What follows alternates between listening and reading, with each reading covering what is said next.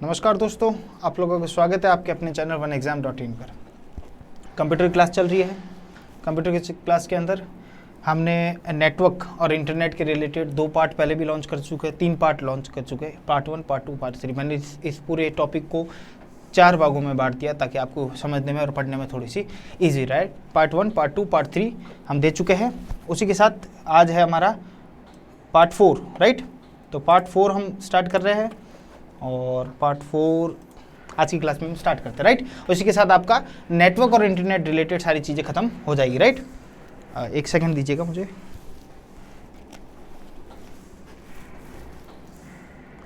Okay, तो शुरू करें, आज की क्लास शुरू करें अपनी। ओके, चलो।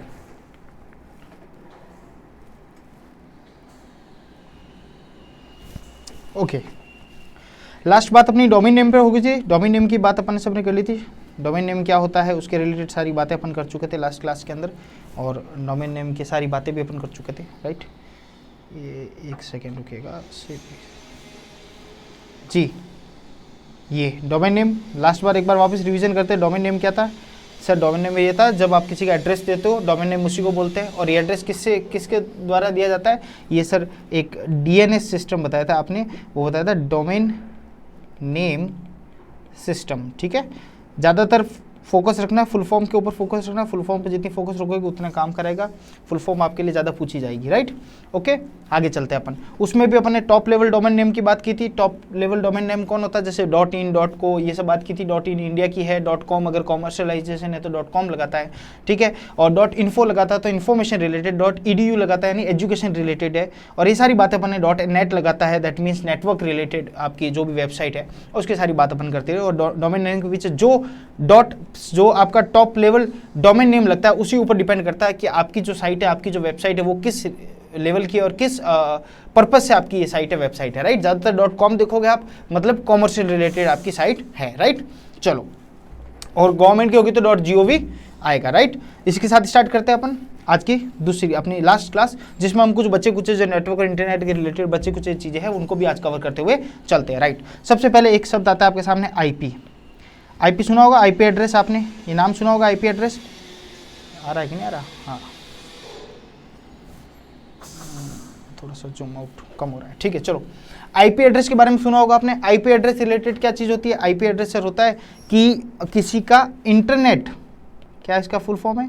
Internet protocol address. क्या है? Internet protocol address. IP address का फुल फॉर्म क्या है? Internet protocol address. Internet protocol address का मतलब क्या हुआ? कुछ नहीं है, ये एक तरीके से मैथमेटिकल, क्या है? मैथमेटिकल नंबर्स है, ठीक है। नंबर से आपने IP एड्रेस देखा होगा, इस तरीके का आपने देखा होगा 72.32.268.1 इस तरीके से आपने IP एड्रेस देखे होंगे किसी किसी के। तो ये IP एड्रेस होता है क्या? ये एक तरीके से एड्रेसिंग करता है। दैट मीन्स आपको ये बताता है कि इस सिस्टम का IP एड्रेस क्या है। इस सिस्टम पर जाने के लिए आपको इस IP एड्रेस के थ्रू जाना पड़ेगा, राइट। जितने भी आपके ब्रॉडबैंड सुविधा जो भी है, चाहे वो जियो हो चाहे एयरटेल हो, जो भी, वो भी IP एड्रेस का यूज़ करते हैं। और ये एक यूनिक आइडेंटिटी नंबर होता है। हर सिस्टम का अपना एक पहचान होती है, एक आइडेंटिटी होती है, यूनिक अलग तरीके की पहचान होती है। और उस कंप्यूटर को जो नंबर दिए होंगे उसी कंप्यूटर को वो नंबर वो ही रहेंगे। इसके बाद दूसरे कंप्यूटर को होगा तो उसके नंबर IP एड्रेस चेंज हो जाएगा, राइट, चेंज हो जाएगा। और ये पर्टिकुलर ये सिर्फ ना कि कंप्यूटर के रिलेटेड है, ये स्मार्टफोन्स के लिए भी IP एड्रेस आते हैं। स्मार्टफोन्स के रिलेटेड भी IP एड्रेस आते हैं और वो उनके लिए भी यूज़ होते हैं, स्मार्टफोन्स को भी। तो ये तरीके से हर तरीके जो डिवाइस है, जितने भी डिवाइस है, उन सब डिवाइसेस का क्या होता है? IP एड्रेस होता है। डिवाइसेस के IP एड्रेस अलग तरीके के होते हैं। वो क्या होता है? इंटरनेट प्रोटोकॉल एड्रेस होता है। उस पर्टिकुलर सिस्टम के अंदर, उस पर्टिकुलर डिवाइस के अंदर जाने का एक प्रोटोकॉल एड्रेस है, राइट। उस एड्रेस के थ्रू आप उसके अंदर क्या कर सकते हो?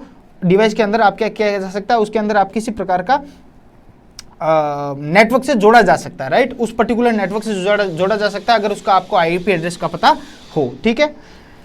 IP एड्रेस 2 प्रकार के आपके सामने हैं, IPv4 और एक है आपके सामने IPv6। ये क्या है इसके बारे में समझते हैं। IPv4 और IPv6 क्या है इनके बारे में समझते हैं। IPv4 क्या है? IPv4 में आता है 32 बिट्स।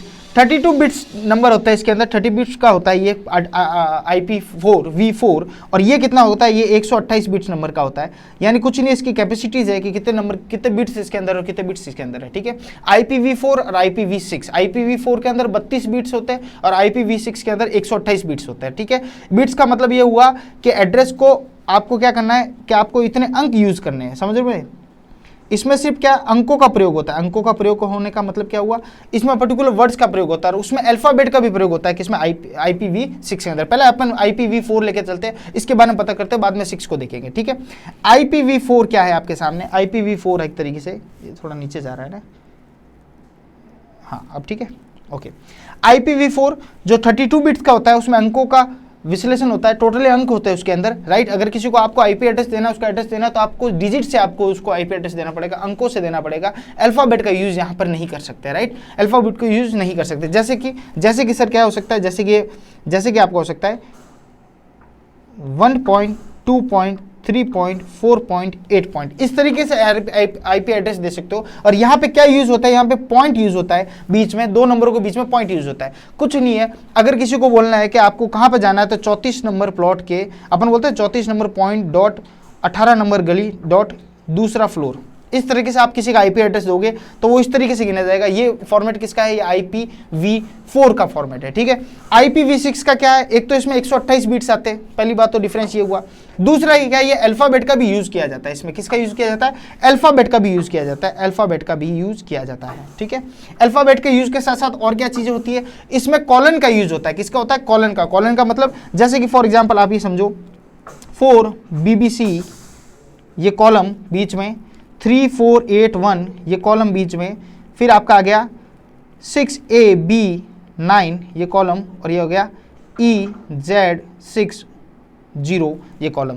ये इस तरीके से आईपी एड्रेस होंगे, इनको बोला जाता है IPv6। और ये क्या करते हैं, ये अल्फाबेट 128 बिट्स के होते हैं, उसके साथ साथ इसमें नंबर के साथ अल्फाबेट का भी यूज होता है। और जब दोनों को पॉइंटों के बीच में डिफरेंस लाना हो तो हम बिंदु का इस्तेमाल नहीं करते, पॉइंट का इस्तेमाल नहीं करते, हम किसका करते हैं, हम करते हैं कॉलन का इस्तेमाल। कॉलन इन्हें कहा जाता है। जब इस तरीके का होता है, आपने उसमें देखा होगा, प्रोपोर्शनेट में देखा होगा, आप बोलते हैं ना 3:2, तो इस तरीके का यूज होता है यहाँ पर, इसको बोलते हैं IPv6, IPv6, राइट। जैसे अगर मुझे बताना है कि सेकंड फ्लोर का B block is to 54 number plot is to C section का थर्ड गली।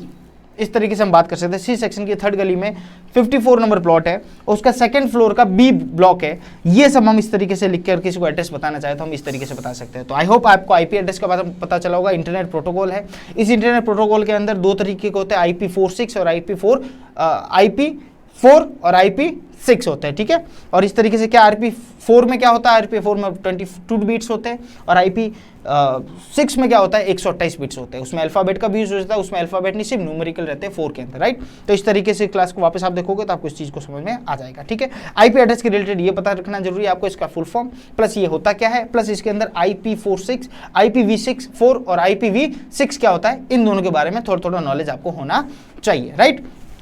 चलो अपन आगे स्टार्ट करते हैं। उसके बाद एक आता है आपके सामने OSI मॉडल। क्या आता है, OSI मॉडल। ये क्या है OSI मॉडल, OSI मॉडल कुछ नहीं है। OSI मॉडल को हम कह सकते हैं ओपन सिस्टम, फुल फॉर्म तो आपको हर चीज की पता होनी चाहिए, inter connection model. Inter connection model दिख रहा है आपको, थोड़ा सा ऊपर चला गया, फिर नीचे कर लेता हूं इसको मैं। OSI model open system interconnection model है, इसका फुल फॉर्म है। ये करता क्या है, ये कुछ नहीं करता है। ये क्या करता है, आपके अंदर इस तरीके की 7 लेयर, आपके कंप्यूटर के अंदर क्या होती है, 7 तरह की लेयर होती है। 7 तरह की लेयर क्या काम करती है, पहली तो लेयर होती है जैसे कि फिजिकल लेयर, यानी अगर मैं सिंपल सी बात बोलूँ, आपके पूरे कंप्यूटर ऑपरेटिंग सिस्टम, जो आपका कंप्यूटर का ऑपरेटिंग सिस्टम है, OS सिस्टम है, इस पूरे OS सिस्टम का लेयर या किस मैकेनिज्म पे ये काम करता है, किस तरीके से, क्या सिस्टमेटिक काम, किस तरीके से सिस्टमेटिक काम करता है, क्या सिस्टम को लेके चलता है, किस लेयर्स में चलता है, ये सारी बात किस में आएगी, OSI मॉडल के अंदर आएगी। किसके अंदर आएगी, OSI मॉडल के अंदर। पढ़ते हैं अपन OSI मॉडल में किस किस तरीके की लेयर होते हैं, उसके बाद आपको इस बारे में और समझ में आएगा। इसमें टोटल आपके होती है 7 प्रकार की लेयर होती है। कितने, 7 लेयर्स होती है। कितनी होती है, 7 लेयर्स।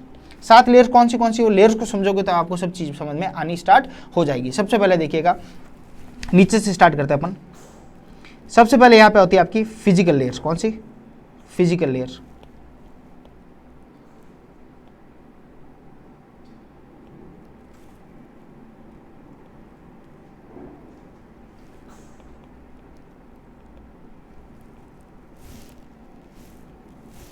यहां से स्टार्ट करते हैं, ठीक है। सबसे पहले आपके सामने होती है फिजिकल लेयर। फिजिकल लेयर्स क्या कहा जाती है? फिजिकल लेयर का दूसरा नाम भी होता है बिट लेयर। क्या बोलते हैं इसको? बिट लेयर भी बोलते हैं इसको। क्या बोलते हैं? Bit layer. ये क्या करती है? एक तो सबसे निचली लेवल की होती है, सबसे छोटी लेवल पे होती है फिजिकल लेयर। ये क्या करती है? ये डिवाइस को कनेक्शन का काम करती है। किसका करती है? जो डिवाइस आपस में कनेक्शन है, जितने भी डिवाइस कनेक्शन है, उन डिवाइस कनेक्शन के रिलेटेड में सारी बातें जो मैनेजमेंट करना है, उनको चलाना है किस तरीके से, उनका कनेक्शन किस तरीके से, ये जो ऑपरेटिंग सिस्टम की जो आपकी लेयर है, यानी ओपन सिस्टम की जो आपकी लेयर है, जो आपस में सारे सिस्टम्स को कनेक्ट करते हुए चलती है, इसमें सबसे पहला लेयर है नीचे वाला, अपन पढ़ रहे फिजिकल लेयर, जिसको बिट लेयर बोला जाता है। और वो क्या करती है? वो डिवाइसेस के रिलेटेड में लेयर होती है, यानी जितने भी डिवाइसेस आपके कनेक्टेड है, चाहे वो स्मार्टफोन है, चाहे वाईफाई आपका कनेक्टेड है, चाहे आपका ब्रॉडबैंड कनेक्टेड है, चाहे आपका वायरलेस ब्लूटूथ कनेक्टेड है आपका, ठीक है, स्पीकर कनेक्टेड है, चाहे मोबाइल है, चाहे आईपैड है, सारा जो कनेक्टेड कनेक्शन होता है, ये सारा किस पे आता है? फिजिकल लेयर पे आता है। फिजिकल लेयर यानी बिट लेयर, जहां पे सब डिवाइस कनेक्शन की बात करते हैं। इसके ऊपर चलेंगे जब अपन, इसके जस्ट ऊपर चलेंगे अपन, तो आपके सामने आएगा डाटा लिंक। क्या आएगा? Data link. ये लेयर क्या बोलती है? ये कहती है डाटा लिंक लेयर, यानी सिर्फ किसके लिए है? ये डाटा के पैकेज के ऊपर इसकी डिकोडिंग करना और इसकी एनकोडिंग करना। किसका? डाटा की डिकोडिंग करना और डाटा की एनकोडिंग करने का काम किसका है? डाटा लिंक लेयर का है। नीचे सबसे पहले फिजिकल लेयर, जिसमें डिवाइस का कनेक्शन होता है। ये सब पढ़ रहे अपन किसमें? ओएसआई मॉडल के अंदर, ओपन सिस्टम इंटरकनेक्शन, यानी पूरे कनेक्शन है जो लेयर्स का, इनके इंटरकनेक्शन के रिलेटेड बात कर रहे हैं अपन। सारे कनेक्शन आपस में कैसे होते हैं? सबसे पहला फिजिकल लेयर। फिजिकल लेयर में जितने भी डिवाइसेस कनेक्टेड होते हैं उनकी बात करते हैं। सेकंड जस्ट इसके आप आते हैं, उसके नाम है डाटा लिंक। डाटा लिंक के अंदर डाटा का डिकोडिंग और एनकोडिंग, जो डाटा आप डाल रहे हो उसका डिकोडिंग करना, जो डाटा ले रहे हो उसका एनकोडिंग करना, यानी अगर एनालॉग से आ रहा है तो उसको डिजिटल में बदलना, डिजिटल से एनालॉग में बनना, इसका डिकोडिंग और एनकोडिंग करना किसका काम है? डाटा लिंक लेयर का काम है। उसके ऊपर आते हैं अपन, उसके ऊपर हमारे सामने आता है नेटवर्क लिंक। कौन सा आता है? नेटवर्क या network device layer. Network layer का काम क्या है? नेटवर्क लेयर का काम है, ये क्या करता है? ये आपका जो सर्चिंग, आप जितने भी सर्चिंग करते हो, ठीक है, सर्च करते हो आप किसी जगह पे, या फिर आप क्या करते हो? राउटिंग करते हो, ठीक है। ये जितने भी आपका राउटर है, ये राउटिंग होगी, ठीक है, ये सर्चिंग होगी। राउटिंग और सर्चिंग रिलेटेड जितना भी काम है ये किसका है? नेटवर्क लेयर का काम है। यानी सबसे पहले फिजिकल लेयर जिसमें डिवाइस को कनेक्ट किया गया, फिर डाटा लिंक जिसमें डाटा का एनकोडिंग डिकोडिंग, जितना भी डाटा पैकेट से आपके उनके बारे में बात की गई, उनको कनेक्ट किया। फिर अगले लेयर पे आए, नीचे से तीसरे लेयर पे आए, उसको बोले नेटवर्क लेयर। नेटवर्क लेयर में जितना भी नेटवर्क रिलेटेड जो अपने पढ़े थे, जैसे लैन है, मैन है, टैन है, जो भी आपके नेटवर्क रिलेटेड चीजें है वो सारी कनेक्टेड है, इंटरकनेक्शन है, उनको कनेक्ट किया जाएगा डाटा और फिजिकल लेयर से। तो इसको बोला जाता है सर्चिंग करो, चाहे आप राउटर हो, राउटर से राउटिंग कर रहे हो, आप सर्च कर रहे हो किसी चीज का, तो ये सब किस में आता है? नेटवर्क कनेक्शन, जहां पे इंटरनेट का यूज होता है। कहां पे आता है? इंटरनेट भी इसी लेयर का पार्ट है। इंटरनेट भी इसी लेयर का पार्ट है। फिर चौथा आपके सामने जो आता है वो आपका आता है ट्रांसपोर्ट। कौन सा? Transport layer. ट्रांसपोर्ट लेयर का काम क्या है? ट्रांसपोर्ट लेयर का काम है आपका, इसको और ट्रांसपोर्ट लेयर को सेगमेंट यूनिट भी कहा जाता है। क्या कहा जाता है? सेगमेंट यूनिट भी कहा जाता है। सेगमेंट यूनिट, इसका मतलब ये है कि जितने भी नेटवर्क है, आप किस माध्यम से जाएगा वो नेटवर्क, किस माध्यम से आप इस डाटा का ट्रांसपोर्टेशन करोगे। आपने डाटा समझ लिया, डिवाइस ले लिया, आपने नेटवर्क रख लिया, मतलब आपने, आपके पास डिवाइस है, उसके बाद आपके पास डाटा है, उसके बाद आपके पास इंटरनेट भी आ गया। अब उसको ट्रांसमिट तो करना पड़ेगा, तो आपको ट्रांसमिशन लेयर से जाना पड़ेगा, ट्रांसपोर्ट लेयर से जाना पड़ेगा, ताकि ये पता चलेगा कि आप ट्रांसमिशन किस तरीके से कर रहे हो। आप वायरलेस कर रहे हो, विथ वायर कर रहे हो, कैसा कर रहे हो। जो अपने ट्रांसमिशन के जो चैनल पढ़े थे अपने, वो यहाँ पे आएंगे कि किस हिसाब से आप ट्रांसमिट कर रहे हो। उसके बाद आपका आता है सेशन। कौन सा आता है? Session layer. सेशन लेयर क्या करता है? सेशन लेयर आपका ये काम करता है कि ये क्या करता है कि कंप्यूटर में जो दो तीन कंप्यूटर के मध्य जो लेयर्स है, उन लेयर्स का आपस में क्या करता है? कनेक्शन करता है। कनेक्शन करने के साथ साथ क्या करता है? ये जो आपके ये ट्रांसपोर्ट में, जैसे कि ये यहाँ एक सिस्टम है और यहाँ एक सिस्टम है, इनके बीच में जो कनेक्शन हुआ है, इनके बीच में जो कनेक्शन हुआ है, ये किससे हुआ? ये ट्रांसपोर्ट लेयर से कनेक्शन हुआ। दिख रहा है आपको? ये ट्रांसपोर्ट लेयर से कनेक्शन हुआ। अब ये सेशन लेयर करेगा, क्या ये कनेक्शन ओके है, क्या इसमें किसी तरह की गड़बड़ी नहीं है, क्या ये सिस्टमैटिक तरीके से चल रहा है ये ट्रांसमिशन। ये सारा काम किसका होता है? ये सारा का सारा काम किसका होता है? सेशन लेयर का होता है। यानी दो कंप्यूटर के बीच में जो कनेक्शन है, उसके कनेक्शन के ऊपर नियंत्रण करना, उसके ऊपर कंट्रोल करना, ये सब काम किसका होता है? सेशन लेयर का होता है। किसका होता है? सेशन लेयर का, राइट। मैं यहाँ से 7th लेयर अपना थोड़ा कम पड़ गया है, इसको यहाँ से हटा देता हूँ मैं, ठीक है, सेशन लेयर। उसके बाद आपका आता है प्रेजेंटेशन लेयर। कौन सा आता है? Presentation layer. ये क्या करता है, जब आपका कनेक्शन ओके है, सब चीज सेशन लेयर के द्वारा सब चीज देखी जा रही है, सब कुछ सही है, कोई दिक्कत नहीं है, सब रख रखाव वो कर रहा है, सब ओके चल रहा है, मामला आपका protection with data with control आपका चल रहा है, तो आप ये देखोगे क्या उसका प्रोटेक्शन यानी ऑपरेटिंग सिस्टम से ये लेयर कितना कनेक्शन है कि नहीं है, इसके बारे में देखने के लिए तो हम ऑपरेटिंग सिस्टम से इसकी प्राइवेसी को चेक करेंगे। इसकी प्राइवेसी को चेक करेंगे, किससे करेंगे, ऑपरेटिंग लेवल से, ऑपरेटिंग सिस्टम से। यानी अब जो आपके पास, सिंपल सी बात समझना, अब आपके पास डिवाइस आ गया, यानी आपके पास जैसे कि फॉर एग्जांपल आईपैड आ गया, आईपैड से मैंने कनेक्शन बिठा लिया, तो सबसे पहले आईपैड, उसके बाद मेरे पास क्या आया, डाटा, दूसरे लेवल पे क्या आया, डाटा। ये तो हो गया फिजिकल लेयर। फिर आया मेरे पास डाटा, डाटा आया यानी कोई डाटा होगा वो मैं पहुंचाना चाहूंगा, डॉक्यूमेंट, फाइल, कुछ भी होगा। उसके बाद नेटवर्क, इंटरनेट की जरूरत होगी मुझे, यानी सर्चिंग, राउटिंग जो भी है, ये इंटरनेट की जरूरत होगी। उसके बाद ट्रांसपोर्ट कैसे करूंगा, तो वायरिंग करूंगा, मैं वायरिंग करूंगा, वायरलेस करूंगा, जो भी करूंगा उसका तरीका होगा। फिर सेशन एक लेयर होता है जो इन सब चीज़ों पर कंट्रोल रखता है, यानी किसी तरीके से बाहरी कोई फ्रॉड या बाहरी कोई इंटरवेंशन बीच में ना हो, बाहरी तरीका कोई डिस्टर्बेंस नहीं हो ट्रांसपोर्टेशन में, यानी दो कंप्यूटर के बीच में, दो सिस्टम्स के बीच में कनेक्शन को लेकर कोई प्रॉब्लम ना हो, तो ये सेशन लेयर करता है, कंट्रोल इनबिल्ट करता है। फिर आता है प्रेजेंटेशन लेयर, ये ऑपरेटिंग सिस्टम के अंदर ये देखता है, कनेक्शन बिठाता है आपका, और ऑपरेटिंग सिस्टम के अंदर प्राइवेसी चेकिंग का काम कौन करता है, प्रेजेंटेशन लेयर करता है। यानी जो प्रेजेंट कर रहे हो आप डाटा, वो पर्टिकुलर आपके क्लाइंट को, जिसको आप देना चाह रहे हो, सर्वर से उस क्लाइंट तक ही जा रहा है कि कोई और बीच में आपको प्राइवेसी को हट कर रहा है या प्राइवेसी को डिस्टर्ब कर रहा है, डैमेज कर रहा है, और वो कोई आपके डाटा को कहीं और प्रेजेंट हो रहा है। तो आपको प्रेजेंटेशन लेवल पर ये देखना है, या जो सिस्टम हमारा वो ये देखता है कि सारा चीज जहां पे जाना चाहिए वो वहीं पे जा रहा है कि नहीं जा रहा। ये सब काम किसका होता है, प्रेजेंटेशन लेवल का होता है। यानी अभी तक 7 लेयर में से अपन 6 लेयर पढ़ चुके हैं। सबसे पहले फिजिकल, आप इस तरीके से याद रखो तो कभी इसको रटने की जरूरत नहीं पड़ेगी।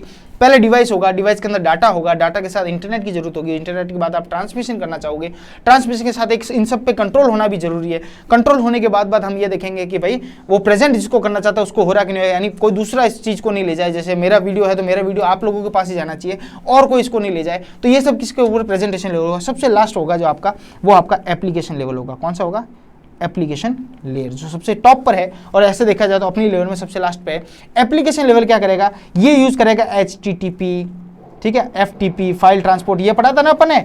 उसके बाद SMTP, जो मेल के लिए हमने सिंपल मेल ट्रांसपोर्ट प्रोटोकॉल से, ये प्रोटोकॉल्स को देखेगा। यानी ये सारी एप्लीकेशन उसके ऊपर बिल्डअप होगी कि प्रोटोकॉल्स को कहीं पे भी ब्रेक नहीं हो रहे, और जो प्रोटोकॉल है उस प्रोटोकॉल के अकॉर्डिंग सिक्योरिटी के साथ ही आपके डाटा को प्रेजेंट किया जा रहा है, राइट। जब प्रेजेंटेशन के साथ साथ एप्लीकेशन भी जरूरी है, एप्लीकेशन लेयर भी जरूरी है, उससे आपके प्रोटोकॉल जो है वो सही तरीके से काम कर रहा है नहीं कर रहा, उसके बारे में हम सारी चीजें देखते हुए चलेंगे, राइट। तो यहां तक बात हुई। 7 लेयर है जो आपको याद रखने, किसमें, open system inter connection model के अंदर। ये भी एक इंपॉर्टेंट है एग्जाम पॉइंट ऑफ व्यू से। उसके साथ अपने पढ़ा, आज 2 चीजें पढ़ी, एक तो आईपी एड्रेस पढ़ा है अपने, इंटरनेट प्रोटोकॉल सिस्टम क्या होता है उसके बारे में, एड्रेस के बारे में पढ़ा, 2 तरीके, IP4, IP6। उसके बाद हमने पढ़ा OSI मॉडल क्या होता है, ओपन सिस्टम इंटरकनेक्शन मॉडल क्या होता है उसके बारे में पढ़ा। उसके 7 लेयर के बारे में पढ़ा। सबसे पहले फिजिकल, उसके बाद डाटा होना चाहिए, फिर इंटरनेट होना चाहिए, इंटरनेट से काम चलेगा, कनेक्शन के लिए ट्रांसपोर्ट होना चाहिए, उसके बाद एक सेशन जो इस पर कंट्रोल रखे, उसके बाद प्रेजेंटेशन होना चाहिए, हमारा प्रेजेंटेशन सही दिशा में, या सही दिशा में हो तो प्रेजेंटेशन, लेकिन सही प्रोटोकॉल्स के साथ हो रहा कि नहीं हो रहा, ये देखने के लिए एप्लीकेशन लेयर भी काम करती है, ठीक है। तो ये 7 लेयर आपके सामने है। आई होप ये बात आपको याद रहेगी। ओके, चले आगे, चलो। उसके बाद हमारे सामने एक और चीज आती है, ईमेल, जो कि आप सबको पता ही है क्या होता है ईमेल। उसके बारे में कुछ इंपॉर्टेंट बातें करते चलेंगे, बाकी सारे नोट्स में देख रखा है, ठीक है। इलेक्ट्रॉनिक मेल, ईमेल का full form electronic mail, right. Email का full form electronic mail, okay, ठीक है, थोड़ा सा ठीक है। इलेक्ट्रॉनिक मेल, सबसे पहले तो इसका जनक कौन है, जनक यानी इसका फादर कह दो, इसका जनक कह दो, जो भी है उसका नाम लिख लो। वैसे तो मुझे नहीं लगता इस तरीके के सवाल एक आध को आएगा, सबके नाम याद रखने की जरूरत नहीं है, फिर भी आप कर लो। इसका नाम है रे टॉमलिंसन। रे टॉमलिंसन, टॉमलिंसन को कैसे लिखेंगे अपन, इस तरीके से लिखेंगे, ये लिंसन, ठीक है, टॉमलिंसन, याद रहेगा इसका नाम। रे टॉमलिंसन ने सबसे पहले ईमेल लाया था। ईमेल इसने कब किया था, रे टॉमलिंसन ने 1971 में सबसे पहले ईमेल किया था, पहला ईमेल किया था। ईमेल का मतलब क्या होता है, जब एक आदमी दूसरे आदमी को इन्फॉर्मेशन भेजता है, एक मैसेज भेजता है, वो उसी तरीके से ईमेल कंप्यूटर के थ्रू भेजेगा, तो ईमेल भेजेगा। उस मेल के अंदर आप अटैच कर सकते हो, सारी फाइल अटैच कर सकते हो, फोटो अटैच कर सकते हो, अपनी डॉक्यूमेंटेशन, जितने भी डॉक्यूमेंट है, वर्ड हो, आपकी एक्सेल हो, एक्सेल शीट्स हो, पावर पॉइंट हो, कुछ भी आप उसको मेल कर सकते हो। किसके अंदर, किसके द्वारा, ईमेल के द्वारा, राइट। ईमेल के द्वारा आप क्या कर सकते हो, उसको भेज सकते हो, ठीक है। 1971 में रे टॉमलिंसन ने सबसे पहले ईमेल भेजा था, और वर्ल्ड में, पूरी दुनिया में फ्री, जो आप फ्री ईमेल यूज करते हो ना, जैसे जीमेल, ईमेल, इनका सबका फ्री ईमेल है, जो सब फ्री ईमेल सबसे पहले वर्ल्ड में कौन लाया था? हॉटमेल लाया था। ध्यान रखना इस बात को, कौन लाया था?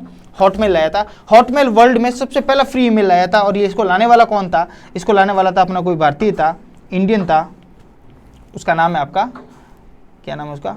साबिर भाटिया। साबिर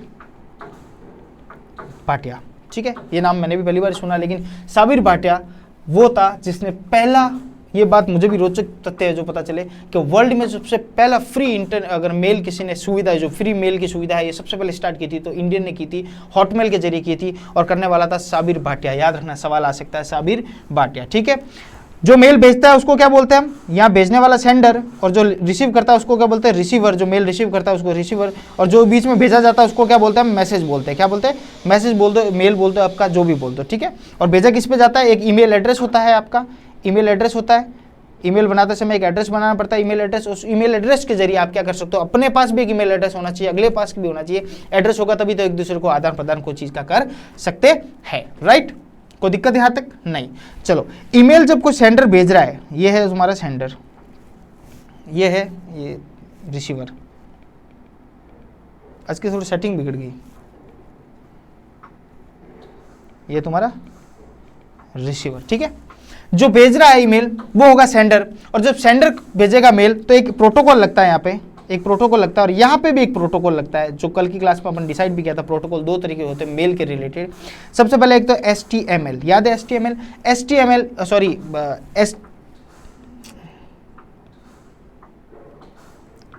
SMTP, याद है? SMTP क्या मतलब है? Simple mail transfer, simple mail transfer protocol, याद है? जब कोई आदमी किसी को मेल भेजता है तो उस SMTP के थ्रू भेजता है, इस प्रोटोकॉल का यूज होता है मेल भेजने के लिए। याद रखना बात को, मेल भेजने के लिए SMTP प्रोटोकॉल का यूज होता है। और जो मेल रिसीव करता है उस रिसीव के लिए कौन सा यूज होता है? जो हमने कल पढ़ा था, PO3 POP पढ़ा था अपने, PO3 POP, उसको क्या बोला जाता है हमने? Post office protocol. याद है आपको? Post office protocol. ये किसके लिए यूज होता है? ये जो मेल रिसीव कर रहा है उसके लिए एक, ये सब प्रोटोकॉल्स है, ये प्रोटोकॉल्स यानी कुछ रूल्स एंड रेगुलेशन है। यानी भेजते समय SMTP का यूज होता है और रिसीव करते समय POP का यूज होता है, पोस्ट ऑफिस प्रोटोकॉल का। यानी रिसीव करते हुए इन प्रोटोकॉल्स का यूज होता है और सेंड करते समय SMTP प्रोटोकॉल का यूज होता है। एक और बात आपके लिए जानने लायक बात आपके लिए, ठीक है। चलो आगे चलते हैं।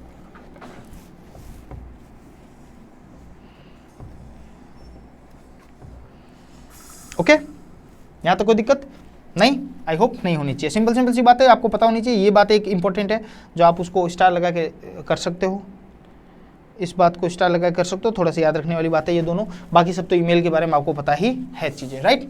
जैसे कि एक मेल है, जैसे कि ये oneexam.in, ठीक है, ये तुम्हारा वन एग्जाम नहीं करते अपन, ये करते थे जैसे कि फॉर एग्जाम्पल मेल कर देता हूँ, मेरा कर देता हूँ, जैसे CA Rathore@yahoo.in.com, ये मेरा मेल आईडी है, ठीक है, दिख रहा है? हाँ, मेल आईडी है, ठीक है।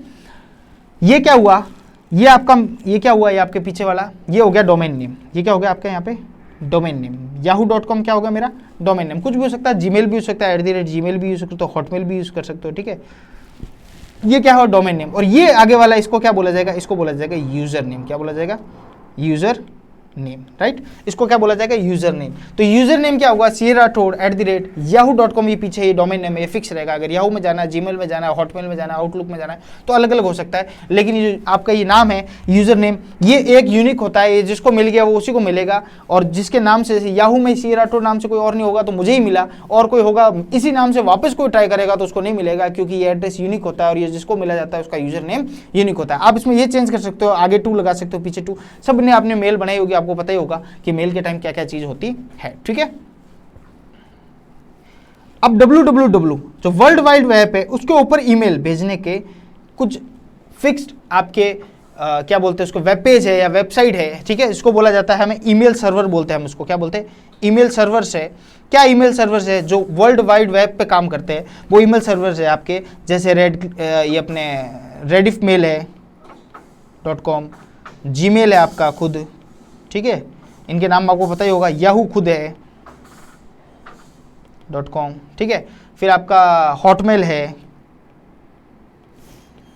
ये सब क्या है, ये सब ईमेल सर्वर है जो www वर्ल्ड वाइड वेब पे ऊपर काम करते हैं। और ये क्या करते हैं, यहाँ से आपका ईमेल का संचारण आपके लिए थोड़ा इजी हो जाता है। और ईमेल का संचारण यहीं से होता है, इनके सर्वर से होता है। जब आप ईमेल खोलोगे अपना तो इन्हीं सर्वर के ऊपर से आपको क्या करना पड़ेगा, ईमेल को भेजना या रिसीव करना होगा, राइट। ओके आजकल तो इसकी एप्लीकेशंस भी आती है, जैसे मोबाइल के अंदर एप्लीकेशन होते हैं ईमेल, जीमेल की और याहू की, तो एप्लीकेशन के थ्रू भी कर सकते हो, लेकिन खुलेगा वो वर्ल्ड वाइड वेब के हिसाब से ही खुलेगा, राइट। ओके इसमें एक एड्रेस बुक होती है। उस एड्रेस बुक्स में क्या होता है, जिनको भी आपको मेल भेजना है, जिनको भी आपको मेल भेजना है उन मेल का क्या होगा, उन मेल जिनको भेजना है उनका क्या होगा, एड्रेस होगा यहाँ पे एड्रेस बुक के अंदर, राइट। एक सिग्नेचर फाइल होती है, क्या होती है, सिग्नेचर फाइल होती है। सिग्नेचर फाइल कुछ नहीं होता, जैसे आपने किसी को मेल भेजा, जैसे आपने मेल भेजा उसके नीचे आप लिखोगे ना कि भाई बाय फ्रॉम किसके थ्रू, तो एक सिग्नेचर मूवमेंट होता है, सिग्नेचर फाइल होता है, सिग्नेचर नेम आप डाल सकते हो यहाँ पे अपना। जैसे मैं भेज रहा हूँ तो मेरा ऐसा आएगा कि भाई पूरा लिखा हुआ आएगा, कि भाई ऐसे लिखा हुआ आएगा, भरत सिंह राठौर लिखा हुआ आएगा, उसके नीचे चार्टर्ड अकाउंटेंट, ऐसे इस तरीके से। तो मैं अपने तरीके से किसी तरीके से इसको सिग्नेचर फाइल कर सकता हूँ। उसके साथ क्या होगा, जब भी मैं किसी को डॉक्यूमेंट भेजूंगा तो उसके नीचे मेरे क्या होगा, अपना नाम, पता या कोई भी तरीके का आपको कोटेशन डालना हो तो आप कोटेशन डाल सकते हो। जिस तरीके के आप चीज़ें डाल सकती है उस पर्टिकुलर मैसेज के नीचे फिक्स कर दिया जाएगा। और जब भी आप किसी को मेल भेजोगे तो उसके नीचे आएगा रिगार्ड्स, नीचे आएगा जो भी आपका नाम, आपका जो पोस्ट है, आप किसी तरह से कोटेशन डालना सकते हो, आप एड्रेस डालना सकते हो। बिजनेस को प्रमोट करने के लिए भी ये ज्यादातर काम आता है। ये बोला जाता है सिग्नेचर फाइल, यानी एक एड्रेस बुक होगा जहां पे क्या होगा, उन सबकी डिटेल्स होगी जिनको आप मेल भेजना चाहते हो, उन सबकी डिटेल्स एड्रेस बुक के अंदर होगी। और दूसरी बात होगी, डिटेल्स के अंदर क्या होगा, सिर्फ इतना होगा मेल एड्रेस क्या उनका वो होगा, उसके अलावा और ज्यादा डिटेल्स, उनका एड्रेस, पता, ये सब नहीं होगी चीजें। उसके बाद सिग्नेचर फाइल, जिसके अंदर आप किसी को मेल भेजोगे तो उसके नीचे अपनी चीजें डाल सकते हो, अपनी तरीके से एक एड ऑन कर सकते हो चीजें कि भेजने वाले के बारे में आपको पता होना चाहिए, राइट।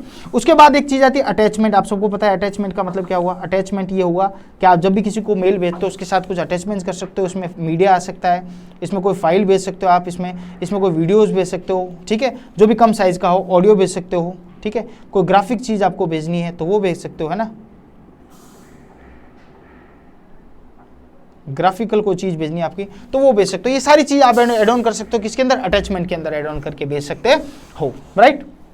कोई दिक्कत, बाकी सारी बात मैं आपको बताना जरूरी नहीं समझता। टू किससे भेजा गया, टू फ्रॉम किससे आया गया, ये भी एक छोटी छोटी बातें कर लेते हैं। यानी अगर टू होगा तो जिसने भेजा वो सेंडर, या सॉरी जिसको अपन भेज रहे हैं, सॉरी टू यानी जिसको हमें भेजना है, यानी ठीक है, जिसको हमें मैसेज भेजना है, ठीक है, किसको भेज रहे हैं हम, टू।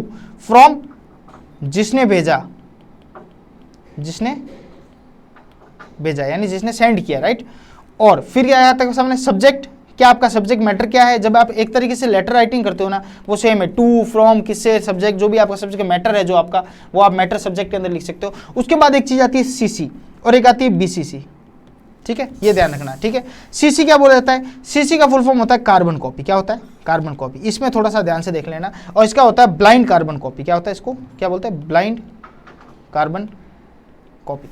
क्या काम करती है, सीसी का काम होता है कार्बन कॉपी, यानी एक मेल आप किसी को भेजो उसके साथ सीसी में और भी आप 3-4 एड्रेस डाल दो, यानी सेम ही मैसेज आपको 3-4 जनों को भेज दिया आपने, तो ये होगा जो मैसेज मुझे भेजा वही आपने पंकज सर को भेजा, वही आपने संदीप सर को भेजा, वही आपने किसी और आदमी को भेजा, तो हम चारों के पास मेल आएगा और उस मेल में लिखा हुआ आएगा कि भेजने वाला कौन कौन है, यानी भेजने वाला तो कौन है ये पता चल जाएगा। उसके अलावा मेरे अलावा और किस किस के पास ये मेल गया है उनका भी एड्रेस आएगा साथ में। कॉमा लगाते हम क्या करेंगे, अलग अलग जोड़ते जाएंगे। जैसे मेरे ईमेल आईडी कॉमा लगाया आपने, संदीप सर की डाली कॉमा, पंकज सर की डाली, और भी किसी की डाली, तो मुझे ये दिख जाएगा कि मुझे भेजने के अलावा अगले आदमी ने और किस किस को मेल भेजा है।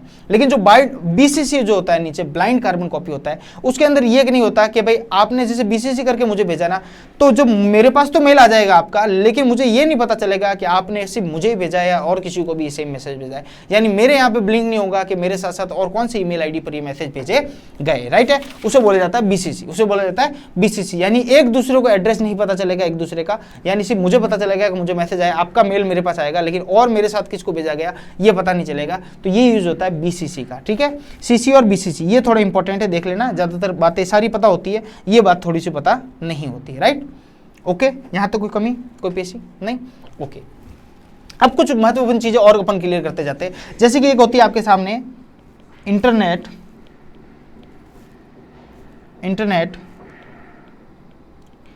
रिले चैट, जिसको IRC कहते हैं, इंटरनेट रिले चैट। यानी ये चैटिंग के समय, मैसेज चैटिंग के लिए जो यूज होती है अपनी, उन सबको चैट्स को क्या बोलते हैं, मैसेज चैटिंग के लिए जो यूज होती है उनको क्या बोला जाता है, इंटरनेट रिले चैट। इंटरनेट के जरिए जो चैट हो रही है उन सबको क्या बोला जाता है, इंटरनेट रिले चैट, राइट। एक बात ये टर्म याद रखना। वीडियो कॉन्फ्रेंसिंग आपको पता है क्या होती है, बैंडविड्थ आपको बात कर चुके हैं, बैंडविड्थ क्या होती है, यानी बैंडविड्थ क्या होती है, जब एक जगह से दूसरे समय, एक समय में दूसरी जगह अगर डाटा पार हो रहा है, ठीक है, तो उसको क्या कर सकते हैं हम, ये कर सकते हैं कि निर्धारित कर सकते हैं कितना स्पीड होगा। चलो बैंडविड्थ को भी लेते चलते हैं, लोग आ ही गया तो, यानी एक जगह से ये डाटा दूसरी जगह ट्रांसफर हो रहा है, यहाँ पे बैंडविड्थ होता है। ये बैंडविड्थ क्या करता है, ये बैंडविड्थ ये करता है कि ये क्या करता है, ये आपका कैलकुलेशन करता है एक तरीके से। कैलकुलेशन के साथ साथ कुछ लिमिट्स लगाई जाती है, इसके साथ कैलकुलेशन के साथ कुछ लिमिट्स लगाई जाती है, यानी एक जगह से दूसरी जगह डाटा इतना ही होना चाहिए। जैसे 1 GB है, 4 GB है, 5 GB है, तो 5 GB ही होगा। 5 GB के बाद उसके बाद डाटा का फ्लो नहीं होगा, डाटा का फ्लो नहीं होगा, राइट। यानी बैंडविड्थ का सीधी सी बात करूं कि एक समय पर ट्रांसफर होने वाला डाटा की दर कितनी होनी चाहिए, यानी किस स्पीड से एक समय में डाटा होना चाहिए, उसे बोला जाता है क्या, बैंडविड्थ। यानी कैलकुलेशन, यानी उसके साथ साथ स्पीड भी मापी जाती है कि MBPS में स्पीड भी होती है इसकी, जो आप मैं पहले भी लास्ट वाली क्लास में बात कर चुका हूँ कि इसकी स्पीड को MBPS में भी मापा जाता है, ठीक है। और जब बैंडविड्थ का जो डाटा है, बैंडविड्थ की पर्टिकुलर स्पीड, ये तो हो गया आपकी स्पीड किसकी, इंटरनेट की, जिसे हमें किस में मापते हैं, MBPS में, ठीक है। एक बैंडविड्थ की स्पीड होती है कि भाई किस स्पीड में डाटा का फ्लो होना चाहिए, ये भी ध्यान रखना, ये थोड़ा अलग है। किस स्पीड में डाटा का फ्लो होना चाहिए उसको हम करते हैं BPS से, किसके, यानी बिट्स पर सेकंड के अंदर। ये भी इंपॉर्टेंट है आपके लिए, ध्यान रखना। यानी हम एक जगह से दूसरी जगह डाटा का फ्लो करते हैं, उस फ्लो को डाटा को करने के लिए उसमें एक लिमिट बांधी जाती है कि किस दर से, किस स्पीड से फ्लो हमें करना है डाटा एक जगह से दूसरी जगह डाटा के ऊपर, ठीक है। यानी एक कंप्यूटर से दूसरे कंप्यूटर के अंदर डाटा फ्लो करना है, सिंपल सा एग्जाम समझिए। तो किस स्पीड से किस तरीके से करना है वो हमें कौन फिक्स करता है, वो बैंडविड्थ के द्वारा फिक्स किया जाता है। और बैंडविड्थ में उस स्पीड को नापने के लिए जो यूज होता है उसको बोला जाता है BPS, बिट्स पर सेकेंड। क्या यूज किया जाता है, बिट्स पर सेकेंड, ठीक है। ओके, यहाँ तो कोई दिक्कत, ओके चले आगे, चलो। उसके बाद एक चीज आती है आपके Vmax। मैं इंपॉर्टेंट चीजें लेते हुए चल रहा हूँ, जो उसके अंदर अपने नोट्स के अंदर भी है, और बाकी लगभग से आपको पता है ब्लॉगर क्या होता है, हैकिंग क्या होता है, क्रैकिंग क्या होता है, थोड़ी थोड़ी बातें करते हुए सबकी चलेंगे, ठीक है। Vmax, एक तो इन सब्जेक्ट में दिक्कत क्या है इस पर्टिकुलर टॉपिक्स के अंदर, इस चीज में जब बताने आपको, अब सोशल, मैं जब आपको पढ़ाऊंगा इंस्टाग्राम क्या होता है, फेसबुक क्या होता है, दिक्कत ये आती है इंस्टाग्राम फेसबुक आप मेरे से ज़्यादा अच्छा जानते होंगे। क्यों? कि आपको डे लाइफ में उसको यूज़ करते हो, और मुझे ये भी नहीं पता आप इसको जानते हो कि नहीं जानते। जब इंस्टाग्राम की बात करूंगा तो मैं बेसिक डेफिनेशन से स्टार्ट करूंगा, इंस्टाग्राम ये है वो है। अब वो बोले कि सर क्या यार आप इंस्टाग्राम के बारे में हमें सिखा रहे हो। वैसे अगर जब मैं बात करूंगा किसकी, जैसे अभी जस्ट इसकी बात कर रहा था मैं, आपकी ईमेल की बात कर रहा था, तो ईमेल की बात करते समय अगर रिटर्न में आपके पास नोट्स है, ठीक है, अब इसको बोला ईमेल के बारे में आपको समझाऊं, तो वो चीज़ आपको समझाने में मेरे लिए आसानी होती है जो चीज़ क्या हो, जो आपको पता ही ना हो।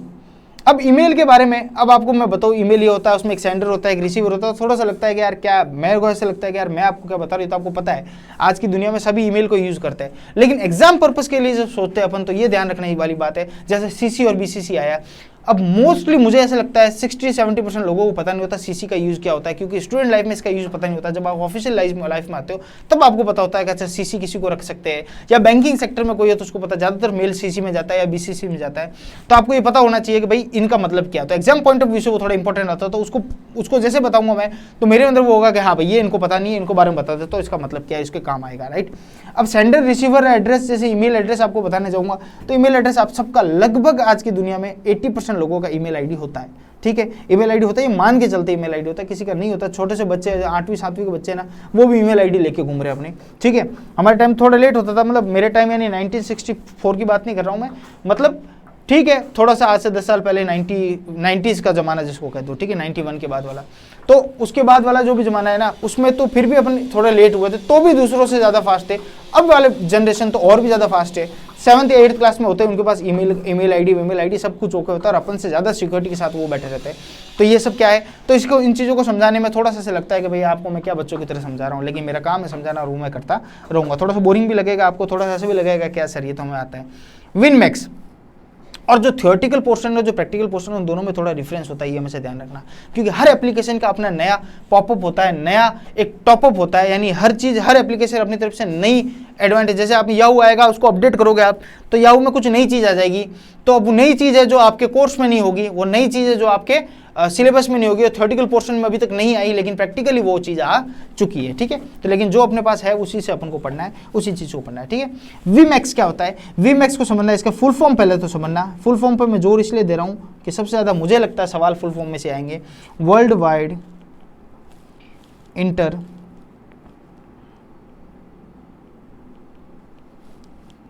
ऑपरेबिलिटी, ठीक है। वर्ल्ड वाइड इंटरऑपरेटिबिलिटी, ये क्या है वर्ल्ड वाइड इंटरऑपरेटिबिलिटी? ये होता है भैया, सिंपल सी बात, एक और टॉपिक इसके बाद, जैसे क्या होता है आपको क्या करना, कम्युनिकेशन करना है, किस पे, लॉन्ग डिस्टेंस पे। किस पे करना है, लॉन्ग डिस्टेंस पे जब कम्युनिकेशन करना है, यानी आपको संचार करना है, लंबी दूरी का संचार करना है, तब वीमैक्स का यूज होता है। वीमैक्स के द्वारा आप क्या कर सकते हो, दूर दूर तक अपना कम्युनिकेशन चैनल बिठा सकते हो वीमैक्स के द्वारा, और वीमैक्स के द्वारा ही इसको बोलते हैं पॉइंट टू पॉइंट, क्या बोलते हैं इसको, पॉइंट टू पॉइंट कनेक्शन बिठा सकते हो, पॉइंट टू पॉइंट लिंक होता है। जैसे ज़्यादातर जियो और ये सब वीमैक्स के ऊपर काम करते हैं, पॉइंट टू पॉइंट कनेक्शन देते हैं, यानी यहाँ से आपको दूसरी जगह जाना है या दूसरे एरिया में जाना है तो एक वीमैक्स के थ्रू आप क्या करते हो, अपना पॉइंट को स्टेबल, उसका जो स्पेस जो कवरेज एरिया है उसको, आपके क्षेत्र को उसको बढ़ा देते हो, उस क्षेत्र को बढ़ाने से आपको क्या हो जाएगा, आपका कवरेज और बड़ा हो जाएगा। तो VMAX long duration, long distance का कम्युनिकेशन करने के लिए काम आता है। इसका फुल फॉर्म है वर्ल्ड वाइड इंटरऑपरेटिबिलिटी, और पॉइंट टू पॉइंट लिंक के लिए काम आता है, राइट। उसके बाद एक चीज और आती है आपके सामने, वो है वेब होस्टिंग। वेब होस्टिंग क्या है, वेब होस्टिंग क्या है, वेब होस्टिंग वो है, ये एक प्रक्रिया है, ये एक प्रोसेस है। वेब होस्टिंग एक क्या है, प्रोसेस है। क्या करती है, ये बनाती है वेब पेज। क्या बनाती है, वेब पेज कह दो या वेबसाइट कह दो, ठीक है, किस पे, इंटरनेट पर।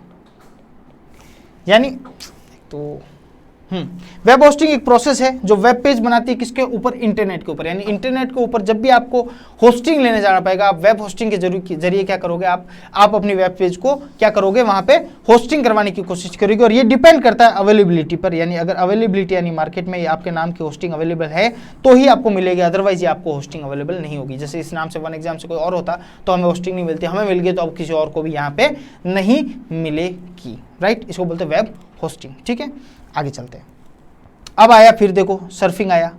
अब सर्फिंग के बारे में मैं आपको कुछ बताऊँ क्या, सर्फिंग आप दिन रात सर्फिंग करते हो। सर्फिंग करना यानी आप क्या बोल सकते हो, आप चीज़ें ढूंढना, खोजना, अपनी पसंदीदा चीज़ों को खोजना, सर्फिंग कहलाता है। सर्फिंग आपको करनी है, अपनी जो चीज़ आपको चाहिए, अलग अलग टाइप की, अलग अलग वेबसाइट पे, अलग अलग वेब पेज पे भी आप खोज सकते हो, उन सबको क्या कहा जाता है, सर्फिंग कहा जाता है।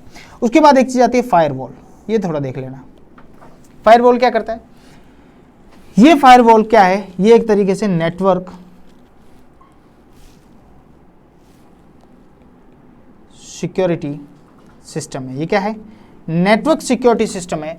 फायरवॉल क्या है, एक नेटवर्क सिक्योरिटी सिस्टम है, यानी नेटवर्क के अंदर सिक्योरिटी करने का जो सिस्टम है उसको क्या बोला जाता है, फायरवॉल बोला जाता है। फायरवॉल एक वॉल, एक दीवार होती है, वो दीवार काम करती है बाहरी आक्रांताओं को अंदर आने के लिए, जो दीवार खींची जाती है उसको बोलते हैं वॉल। और वो वॉल, फायरवॉल ही कंप्यूटर के अंदर क्या काम करती है, नेटवर्क के अंदर क्या काम करती है कि बाहर से अगर कोई आपके साइबर अटैक हो रहा है या बाहर से किसी तरह का वायरस आ रहा है तो फायरवॉल उसको क्या कर देती है, उसको रोक देती है, उसको वहीं पर भी क्या कर लेती है, रोक देती है। रोकने का मतलब ये हुआ, ये क्या करती है, ये करती है जो अनऑथोराइज एक्सेस है आपका, क्या अनऑथोराइज्ड एक्सेस है उसको यहाँ होने नहीं देती, अनऑथोराइज एक्सेस को रोक देती है। यानी सिंपल सी बात करूँ, अगर कोई अनऑथोराइज यूजर आया और वो एक्सेस लेने की कोशिश कर रहा है तो आपके सिस्टम के अंदर उसको रोक देगी। इसको बोला जाता है फायरवॉल। इसको क्या बोला जाता है, फायरवॉल। यानी बाहर का आदमी या अनऑथोराइज एक्सेस कोई लेना चाहेगा यूजर आपके कंप्यूटर सिस्टम के अंदर तो इसको होने नहीं देगा। फायरवॉल दोनों प्रकार की होती है, ये हार्डवेयर भी होती है और ये सॉफ्टवेयर भी होती है। यानी एक सॉफ्टवेयर के रूप में सॉफ्टवेयर भी आता है इसका, तो हार्डवेयर के रूप में भी आपके लिए काम आ सकती है फायरवॉल। यानी कंप्यूटर सिस्टम में हार्डवेयर फायरवॉल भी आता है और सॉफ्टवेयर फायरवॉल भी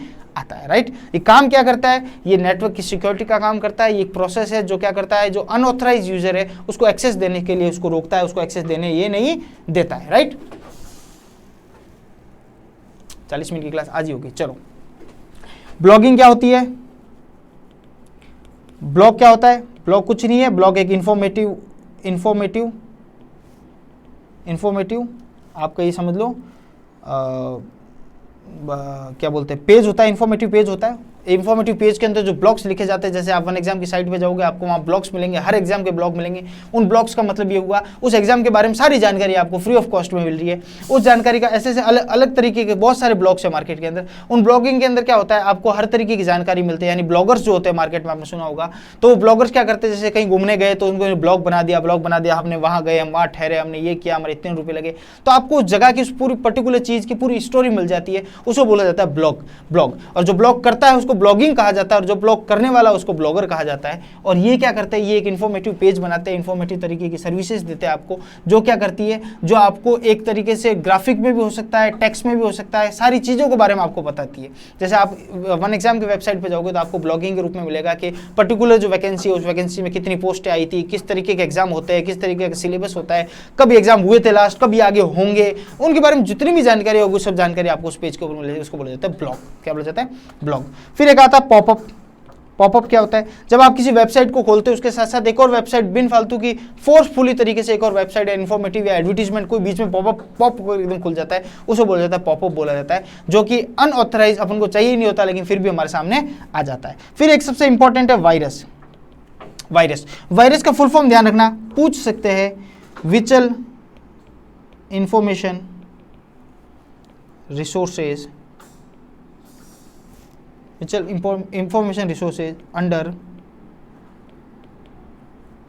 सेज का मतलब एक तरीके से ये समझ लो कि बहुत सारे इंपॉर्टेंट जो आपका सबसे इंपॉर्टेंट इन्फॉर्मेशन है, रिसोर्सेज है, उसको क्या कर लेता है, अगर कोई घेराबंदी कर लेता है, यानी उस पर्टिकुलर इन्फॉर्मेशन को चारों तरफ से घेर लेता है, यानी कुल मिला के हाईजैक कर ले अगर आपकी इन्फॉर्मेशन को कोई, तो उसे वायरस कहा जाता है। वायरस का मतलब ही हुआ किसी चीज़ का जो सबसे इंपॉर्टेंट विचुअल इन्फॉर्मेशन, यानी आपके लिए सबसे इंपॉर्टेंट जो इन्फॉर्मेशन है उसका कोई हाईजैक कर लेता है या उसकी घेराबंदी कर लेता है, उसे क्या कहा जाता है, वायरस कहा जाता है। क्या कहा जाता है, वायरस। उससे क्या होता है, उससे आपकी कंप्यूटर हैंग होना स्टार्ट हो जाता है, या फिर आपकी जो इंपॉर्टेंट इन्फॉर्मेशन है वो इन्फॉर्मेशन कहीं और चली जाती है, उसकी डुप्लीकेट कॉपी हो जाती है, या उसको कोई और लेके चला जाता है, राइट, या वहां से वो डिलीट कर दी जाती है।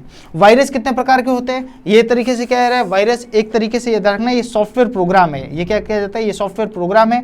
ये सॉफ्टवेयर प्रोग्राम आपके कंप्यूटर के अंदर डाल दिया जाता है किसी के थ्रू, किस थ्रू, अपन जब पढ़ेंगे इसके टाइप्स पढ़ेंगे तो पता चलेगा वायरस किस तरीके के हो सकते हैं। ये इस तरीके सॉफ्टवेयर प्रोग्राम होते हैं जो आपके कंप्यूटर के अंदर, सिस्टम के अंदर चाहो या ना चाहो आ जाते हैं, राइट। या तो कोई जबरदस्ती डाल देता है, इंटेंशनली डालते हैं, कोई इंटेंशनली भी आ जाता है, मार्केट में फेंके हुए रहते हैं वायरस, ठीक है। वायरस कितने प्रकार के होते हैं, सबसे पहला वायरस हम देखते हैं यहाँ पे जो आपके सामने है, वो है बूट वायरस। कौन सा, बूट वायरस। बूट वायरस क्या होता है, बूट वायरस कुछ नहीं होता, आपके हार्ड ड्राइव्स होती है, जो हार्ड डिस्क होती है या फ्लॉपी होती है आपकी, इन हार्ड डिस्क के अंदर इसके जो बूट सेक्शन होता है, हार्ड डिस्क का बूट सेक्शन, यानी इसके अंदर जो मेन मदरबोर्ड जो बूट सेक्शन होता है जहाँ पे सारी चीज़ स्टोर होती है, वहाँ पे ये सॉफ्टवेयर चला जाता है। और वहाँ पे जाने से क्या होता है, आपका सारी जो हार्ड डिस्क है वो करप्ट हो जाती है और उसकी सारी डिटेल डिलीट हो जाती है। फिर आपको डिलीट ही करना पड़ता है, फॉर्मेटिंग कराना पड़ता है, उसको बोलते हैं बूट वायरस। ध्यान रखना इसी बात को। दूसरा आपका direction action virus. Direction action virus क्या है, इनके नाम ऐसे रखे गए अपने आप, जैसे जैसे आया उस तरीके से नाम रखे गए। इसका मतलब ये हुआ, ये आपके फाइल सिस्टम के अंदर, सीधा कहा जाता है फाइल सिस्टम के अंदर इनका डायरेक्शन फिक्स होता है कि उसी तरीके उसी दिशा में जाना है। इस सॉफ्टवेयर को बनाते समय इसका डायरेक्शन फिक्स रखते हैं कि उसी जगह जाना है। आपने देखा .xte इस तरीके से नाम होगा, या फिर .com इस तरीके से होगा। इस तरीके के वायरस जो पाए जाते हैं आपके फाइल सिस्टम्स के अंदर, ये क्या करते हैं, आपकी फाइल को नुकसान पहुंचाते हैं। और फाइल को नुकसान पहुंचाने के साथ साथ क्या होता है, ये क्या कर देते हैं, आपकी फाइल के जो डाटा है उसको या तो डिलीट कर देते हैं या उसकी डुप्लीकेट कॉपी बना लेते हैं, और वो कॉपी को क्या कर लेते हैं, बाहर चले जाती है। वो तरीके से जब आप किसी को डालोगे या तो वो शेयर हो जाएगी, या क्या हो जाएगा, उस पर्टिकुलर फाइल को करप्ट कर देंगे, उस पर्टिकुलर फाइल को करप्ट कर देंगे। उसको बोलते डायरेक्शन एक्शन वायरस, जो डायरेक्शन के रूप में जाता है, एक पर्टिकुलर डायरेक्शन में जाता है और वहां पे जाके एक्शन लेता है, उसको बोलता है डायरेक्शन एक्शन, जो सीधा कहां हट करता है, आपका फाइल सिस्टम है। ये जो आपका पहला बूट वायरस कहां पे अटेंड करता है, ये आपके हार्ड डिस्क की बूट के अंदर अटैक करता है, जहां पे हार्ड डिस्क में जहां पे स्टोरेज कर रखा होता है आपकी चीजें, उस स्टोरेज चीजों को आप क्या कर देता है, डिलीट कर देता है, नुकसान दे देता है। और ये डायरेक्शन वायरस क्या करता है, पर्टिकुलर फाइल सिस्टम के अंदर करता है, ठीक है। एक होता है आपका non resident virus. Non resident virus, non resident मतलब यहाँ का नहीं है भैया, कहाँ का है ये हमें पता नहीं, बाहर का है कहीं का। नॉन रेजिडेंट जिसका आने नहीं आने का, जिसके बारे में कुछ पता नहीं हो, आपको उसको पहचान नहीं कर सको, वो सारे वायरस क्या बोले जाएंगे, नॉन रेजिडेंट वायरस, जिसकी पहचान नहीं कर सको, पहचान नहीं हो सकती, नहीं हो सकती, ठीक है। ये सारी क्या हो जाएंगे, ये आपके हो जाएंगे नॉन रेजिडेंट वायरस, ठीक है, जिनकी पहचान नहीं हो सकती, राइट। उसके बाद आपके सामने क्या है, बस इस तरह की वायरस है, और भी 2-3 नाम होंगे, आप देख लेना। जो ज़्यादातर क्या करता है आपकी फाइल को, इनका सबसे ज़्यादा नुकसान क्या है, या तो आपकी फाइल को डिलीट कर देंगे, ठीक है, या उसको करप्ट कर देंगे।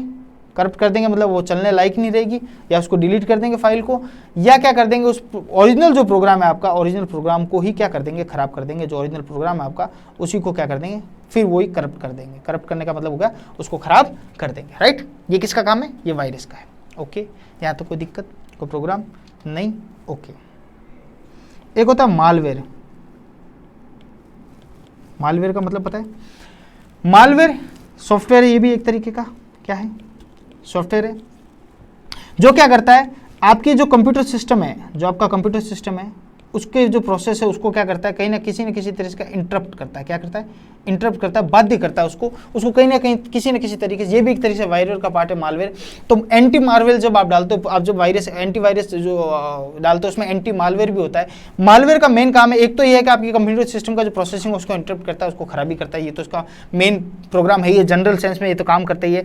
इसके अलावा क्या कर लेता है, ये क्या करता है, ये किसी प्रोग्राम में घुस के आता है आपके साथ। जैसे आपने कोई प्रोग्राम डाउनलोड किया, जैसे कि फॉर एग्जांपल इंस्टाग्राम में आपने डाउनलोड किया, उसके साथ घुस के आएगा और ये उसके साथ छुप के आएगा, और छुप के आने के बाद आपके सिस्टम के अंदर क्या कर लेगा, पूरा हैक कर लेगा, आपके सिस्टम को खराब कर देगा। यानी सीधा सीधा नहीं आएगा, ये किसी न किसी के क्या होगा, किसी न किसी के बदले आएगा, किसी के साथ आएगा, अकेला नहीं आएगा। तो इसको बोलते हैं मालवेयर, ठीक है, ध्यान रखना। सबसे फेमस मालवेयर आपको बताए ट्रोजन हॉर्स, जो मार्केट में बहुत चले थे उस समय प्रोग्राम। ट्रोजन हॉर्स प्रोग्राम ये आपके कंप्यूटर को स्लो कर देता है, आपकी फाइलों को डिलीट कर देता है, आपके सिस्टम की फाइलों को पूरी तरीके से नष्ट कर देता है। ये भी एक तरह का मालवेयर का प्रोग्राम है। क्या बोला जाता है उसको, ट्रोजन हॉर्स प्रोग्राम, राइट। एक स्पाईवेयर था, स्पाईवेयर ये क्या करता है, आपकी फाइलों को डुप्लीकेट कॉपी बनाता है और मार्केट में बेच देता है, और गुप्त रूप से सभी सूचनाएं, इन्फॉर्मेशन है जो किसी और सिस्टम के अंदर शेयर कर देता है। यानी आपकी जो भी सूचना, जो भी इन्फॉर्मेशन है उसको क्या कर लेता है, कॉपी बना लेता है और दूसरी सिस्टम में शेयर करता है। ये सब मालवेयर के पार्ट है। ये एक तरीके से मालवेयर मार्केट में बहुत ज़्यादा चले थे उस समय, ठीक है। फिर एक सामने आपके सामने आती है हैकिंग। एक होती है आपके सामने क्या, हैकिंग, और एक होती है आपके सामने क्रैकिंग। ध्यान रखना है, क्रैकिंग और हैकिंग दोनों में एक चीज समझना, ये परेशानियों को, जो आपकी प्रॉब्लम्स उसको सॉल्यूशन करने के लिए यूज होता है। प्रॉब्लम का सॉल्यूशन करने के लिए यूज होता है क्या, हैकिंग।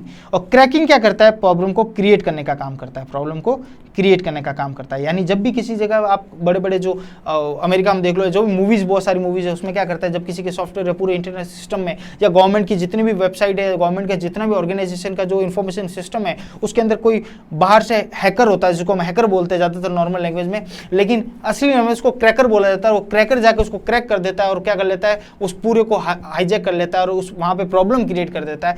हाईजैकर जो हैकर होते हैं वो उस क्रैक किए वो चीज़ को क्या कर लेता है, वापस प्रॉब्लम का सॉल्यूशन करता है। लेकिन अपने ऊपर ज़्यादा फेमस है कौन है, हैकर है। हैकर को आपको पता हो तो बड़े बड़े ऑर्गेनाइजेशन, गवर्नमेंट के ऑर्गेनाइजेशन हैकिंग का कोर्स कर रखा है। जो हैकर जो हैकिंग करते हैं उन हैकर्स को क्या करते हैं, अपॉइंट करते हैं, ताकि ऐसे जो क्रैकर्स हो, जो क्रैक करते हैं हमारे ऑर्गेनाइजेशन को या कहीं पे इंफॉर्मेशन को, उसको वो क्या कर सके, वापस उसको क्षतिपूर्ति कर सके या उसके लिए और ज़्यादा स्ट्रॉन्ग चीज़ें बना सके, और उसके जो क्रैक किया हुआ कोड को वापस ये क्या कर सकते हैं, रिक्रैक करके उन चीज़ों को सही कर सकते हैं। ठीक है, होता कुछ नहीं है, दोनों जगह एक ही चीज़ है, दोनों जगह ही क्या होता है, अनऑथराइज एक्सेस होता है। क्या होता है, अनऑथराइज एक्सेस होता है। हैकिंग भी करते समय आपको अनऑथराइज एक्सेस करना पड़ेगा। यानी अपन नहीं बोलते मेरा मोबाइल हट गया है, मेरे पासवर्ड नहीं मिल रहा है, हैक कर देना थोड़ा, तो वो भी अनऑथराइज एक्सेस ही है, लेकिन वो किसी चीज़ का सॉल्यूशन के लिए होता है। एक किसी को क्रैक करने का, कोड को क्रैक कर दो, वो भी अनऑथराइज एक्सेस है, लेकिन वो किसका होता है, वो किसी लीगल परमिशन के साथ नहीं होता, और वो क्या होता है, बिना किसी के पूछ के वो क्रैक करता है, और उसको बोला जाता है प्रॉब्लम क्रिएटर। राइट, यहाँ तक बात समझ में।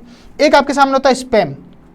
स्पैम मेल और मैसेज आते हैं आपको, पहले मेल ही आते थे, आजकल मैसेज भी आते हैं। तो स्पैम मैसेज जो कि अनऑथराइज है, जो आपके काम के नहीं है, जिससे आप क्या होता है, या तो आपको उसको क्लिक करोगे तो आपकी कोई सूचना, जो आपकी इन्फॉर्मेशन है वो लीक हो जाएगी, या फिर किसी तरह से अकाउंट में बैलेंस कट जाएगा। ये सारी जो चीज़ें आप दिन रात फ्रॉड के अंदर देखते हो, ये सब काम किसके होते हैं, ये स्पैम मैसेज के काम होते हैं। किसके होते हैं, स्पैम मैसेज। एक स्पैम के साथ साथ एक और होता है फ्लेम, आपको बताओ तो फ्लेम कुछ नहीं होता है, ये ऑफेंसिव जब लैंग्वेज का यूज किया जाता है, जो ऑफेंसिव लैंग्वेज का यूज किया जाता है, जबरदस्ती भेजा गया मैसेज जिसमें ऑफेंसिव लैंग्वेज का यूज है या अश्लील चीजें उसमें इंक्लूड है, वो सब क्या हो जाता है, वो हो जाता है फ्लेम। चाहे वो ऑनलाइन डिस्कशंस के दौरान, अगर आप अपने पार्टनर के साथ या किसी के साथ इंस्टाग्राम पे जब भी आप कर रहे हो, कोई ऐसा ऑफेंसिव या अश्लील बातें कर रहे हो या अश्लील तरीके से कोई हरकत कर रहे हो, तो वो फ्लेम में आ जाता है। और जब किसी को बिन फालतू को मैसेज भेज रहे हो और इस तरीके से जिसमें फ्रॉड की चीजें हो, वो सब किस में आ जाता है, स्पैम में आ जाता है। राइट, यहाँ तक सारी जो इंटरनेट की बातें, काफ़ी चीज़ बातें आपको पता थी और यहाँ तक सारी इंटरनेट की बातें अपन ने कर ली। और इस क्लास में पार्ट 4 जो आपका नेटवर्क इन्फॉर्मेशन है,